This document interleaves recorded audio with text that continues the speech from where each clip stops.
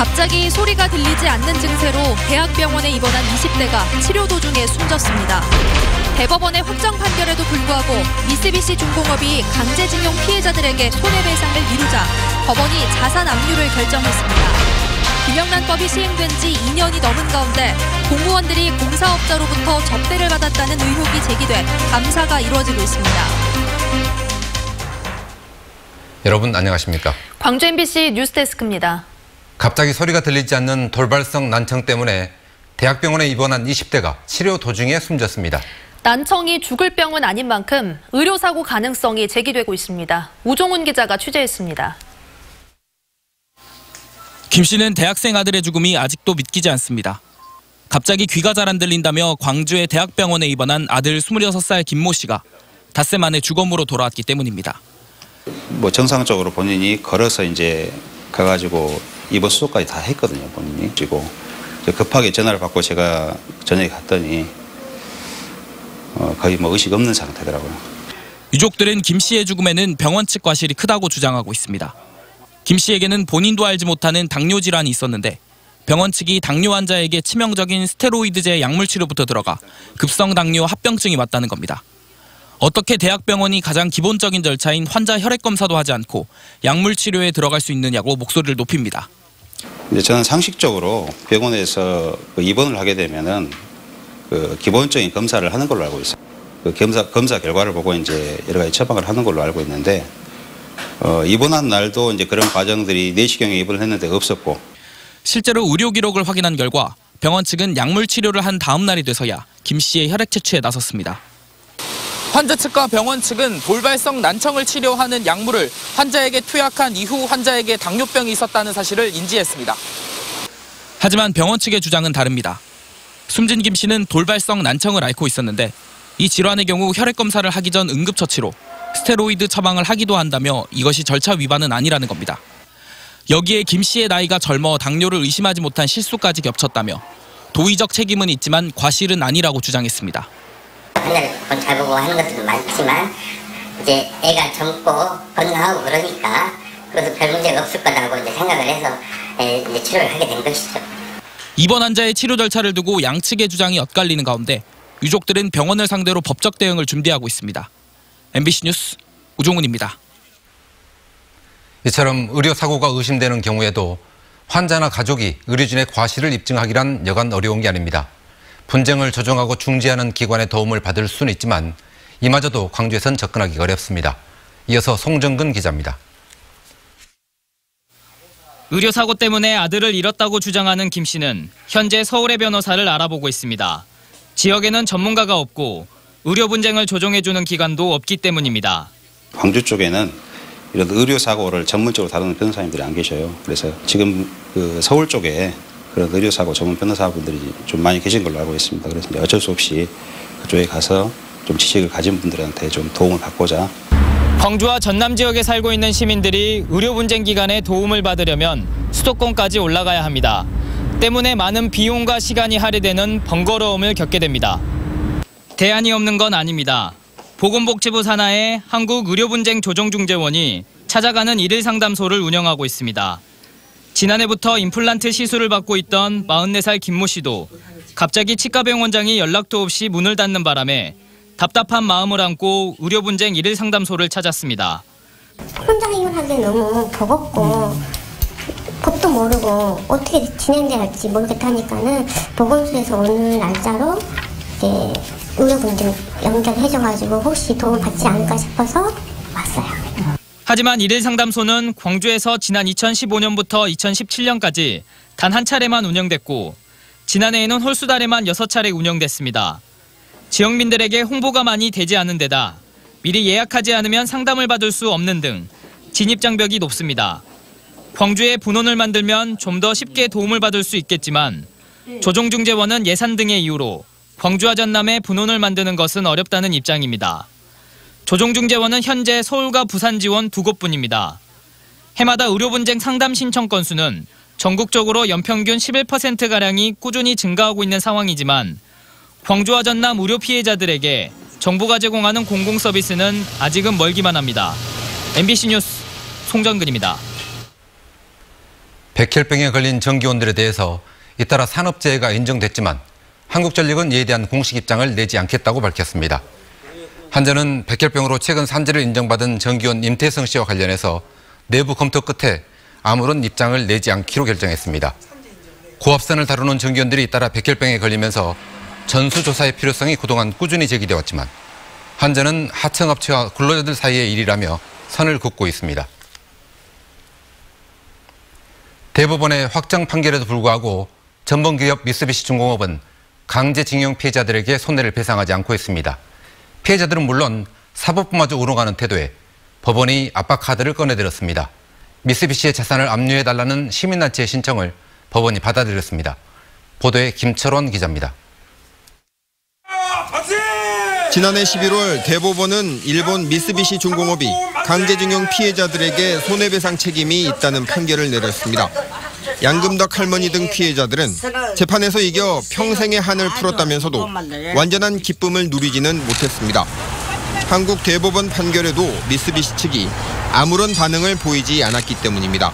73년을 기다렸는데 참말로 이것이 우리 손에 잡혀야 돈이지 하고 지금 고집 듣지도 않고 돈 줘야 준갑다 하지. 그렇게 지금까지도 나는 마음이 안 가요. 지금 부에만 나지.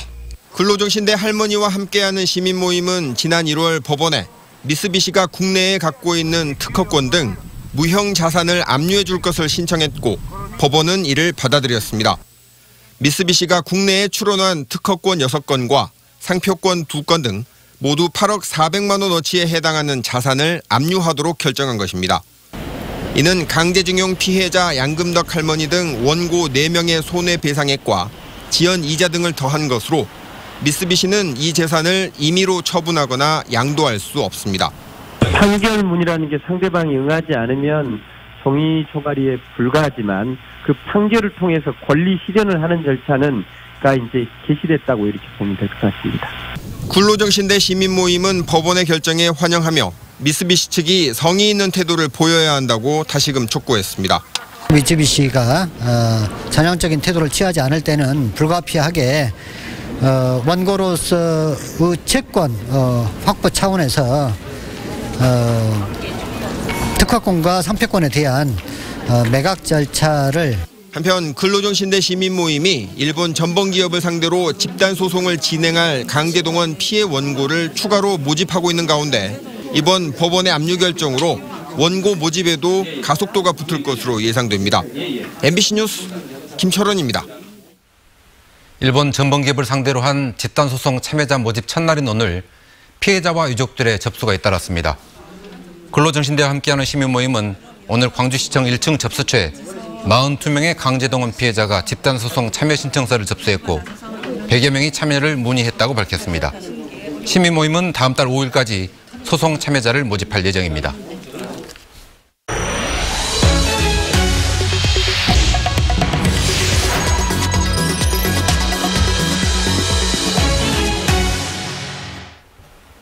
김영란법이 시행된 지 2년이 지났는데 공무원 접대 관행 요즘도 없어지지 않았나 봅니다.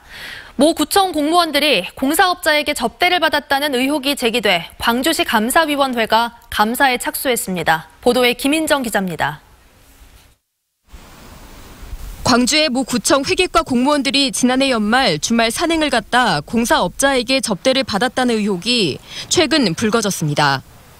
화순의 한 식당에서 공무원 20여 명이 회식을 했는데 결제는 공사업자인 이모 씨가 했다는 겁니다. 해당 과는 공사와 수의 계약, 물품 계약 등을 담당하는 부서입니다. 계산님도 모르셨어. 다 몰랐는데 우리가 그날 밥을 먹고 계산을 하려고 하는데 그분이 50만 원 정도를 선결제를 해놨다라고 하니까 이 씨가 이사인 것으로 알려진 인테리어 업체는 지난해 해당 구청 경로당 30여 곳 공사에 1,900만 원 상당 물품을 수의 계약으로 납품한 걸로 확인됐습니다. 이 씨는 평소 주민자치회 활동 등을 계기로 해당 과 간부 공무원과 친분을 쌓아왔던 것으로 알려졌습니다. 담당 간부 공무원은 평소 명절이면 선물을 주고받을 정도로 막역한 관계라 선의로 받아들였고 2월 중순께 문제가 불거지자 식대 50만 원을 돌려줬다고 해명했습니다. 구청 감사 담당관실은 접대 내용을 인지하고도 돈을 되돌려줄 수 있도록 언질만 주고 공식 징계는 하지 않은 걸로 드러났습니다. 조사해가지고 확인할 수 있는 그런 상황이 아니었기 때문에 친한 친분이 있어가지고 뭐 그랬다고 하더라고요. 그래서 거기에 대해서는 앞으로는 그러지 않도록 이런 일이 없도록 조심해라 하고 아마 정리가 된 걸로. 광주시 감사위는 이러한 의혹이 제기되자 감사에 착수한 상태입니다.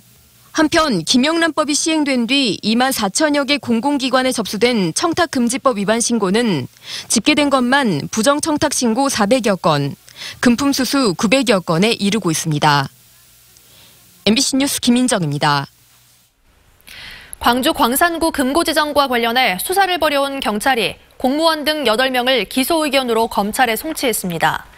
광주지방경찰청 지능수사대는 구금고 지정 과정에서 은행의 심의위원 명단을 유출한 혐의를 받고 있는 광산구청 A팀장과 A팀장으로부터 명단을 건네받은 은행원 5명 등 모두 8명을 불구속 기소 의견으로 검찰에 송치했습니다. 또 은행 평가와 관련해 콘서트 티켓 등을 제공받은 심의위원 등 4명에 대해서는 구청에 과태료 부과를 통보했습니다. 나주 열병합발전소의 가동 중단으로 안 그래도 위생매립장의 수명이 단축되고 있는데 설상가상으로 재활용 쓰레기마저 불법 매립하고 있다고 보도해드렸는데요. 광주시가 뒤늦게 대책 마련에 나섰습니다. 대책도 대책이지만 이참에 쓰레기 정책을 다시 점검해야 한다는 지적이 나옵니다. 남궁욱 기자가 취재했습니다. 광주에서 발생한 모든 생활 폐기물이 한데 모여 묻히는 광주광역위생매립장. 원래는 재활용 쓰레기 자체가 반입이 안 되는 곳이지만 환경미 업체들은 마구잡이로 갖다 버리고 있습니다. 이 업체는 취재진이 지켜본 이틀 연속 재활용 쓰레기를 불법 매립했는데 심지어 감시요원이 있어도 아랑곳하지 않았습니다. 재활용품도 이쪽으로 많이 버려지고 있어요, 지금? 네. 우리가 그냥 막는다고 해서 그것도 뭐 한계가 있어가지고. 이 환경미 업체가 그동안 불법 매립으로 얼마나 단속이 됐는지 자료를 광주시에 요청했습니다. 지난 3년간 적발 실적을 보면 감시가 제대로 되고 있는지 의문입니다. 상습적으로 재활용 쓰레기를 불법 매립한 동구의 환경미 업체는 작년과 재작년에 각각 한 차례씩 적발에 걸린 게 다입니다. 매일같이 재활용 쓰레기를 묻은 정황이 드러나자 광주시는 부랴부랴 대책 마련에 나섰습니다. 광역 선별센터, 큰 선별센터를 좀 받아가지고 한다면 재활용품 수거 체계 처리하는데 더 문제점이 없기 때문에. 재활용 쓰레기가 아니더라도 광주광역위생매립장의 상태는 악화일로를 걷고 있습니다. 원래는 폐기물 연료로 만들어 열병합 발전소로 보내야 할 가연성 폐기물이 나주 지역 주민들의 반발로 차질을 빚으면서 위생매립장이 매일같이 600통 넘게 쌓이고 있기 때문입니다. 생활 쓰레기만 묻어야 할 매립장에 가연성 쓰레기와 재활용 쓰레기까지 더해지면서 매립장의 수명은 당초보다 30년 가까이나 줄어들게 생겼습니다. 광주시는 257억 원의 세금을 들여 위생 매립장을 늘리는 것으로 문제를 해결하려고 하고 있습니다. 하지만 환경단체는 쓰레기 발생량 자체를 줄이는 등의 근본 대책이 아닌 매립장 증설로만 문제를 해결하려 한다며 비판합니다. 또 인력을 계속 늘린다라고 하는 거는 결국은 이제 우리 시민들의 부담을 계속 더 늘려가야 된다고 하기 때문에 한정된 어떤 지방 예산에서 많이 어려움이 있을 거라고 보여집니다. 결국은 쓰레기 이 배출 자체를 좀 줄이도록 하는 것. 시민의 세금으로 묻어서는 안 될 쓰레기를 묻더니 또다시 세금으로 매립장을 증설하겠다는 광주시. 쓰레기 정책에 총체적 점검이 필요해 보입니다. MBC 뉴스 남궁욱입니다. 문재인 대통령이 청와대에서 열린 수석보좌관 회의 모두 발언에서 5.18 진상규명조사위원회 위원 추천을 조속히 마무리하라고 자유한국당에 촉구했습니다.